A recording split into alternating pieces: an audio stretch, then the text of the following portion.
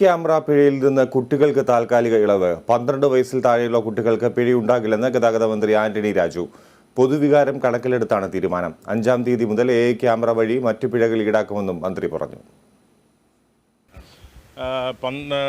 2 യാത്രക്കാരോടൊപ്പം സ്കൂട്ടറിൽ 12 വയസ്സിന് താഴെയുള്ള ഒരാൾക്ക് കൂടി യാത്ര ചെയ്യാൻ അനുവദിക്കുന്ന രീതിയിൽ മോട്ടോർ വാഹന നിയമത്തിലെ ഭേദഗതി വരുത്തണമെന്ന് ആവശ്യപ്പെട്ടുകൊണ്ട് കേന്ദ്ര ഗവൺമെൻറ്റിന് കത്തയക്കാനുള്ള തീരുമാനത്തിൻ്റെ അടിസ്ഥാനത്തിൽ കേന്ദ്ര ഗവൺമെൻറ്റിന് കത്ത് അയച്ചിട്ട് കഴിഞ്ഞു. ഇല്ല, മറുപടി വന്നിട്ടില്ല.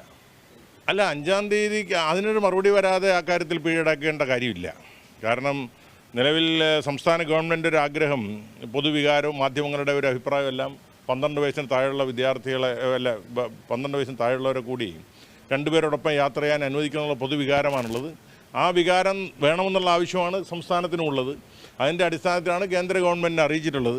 അതിൻ്റെ അടിസ്ഥാനത്തിൽ കേന്ദ്ര ഗവൺമെൻറ് തീരുമാനം വരുന്നതുവരെ അതിലൂടെ നടപ്പാക്കേണ്ട കാര്യമില്ലല്ലോ.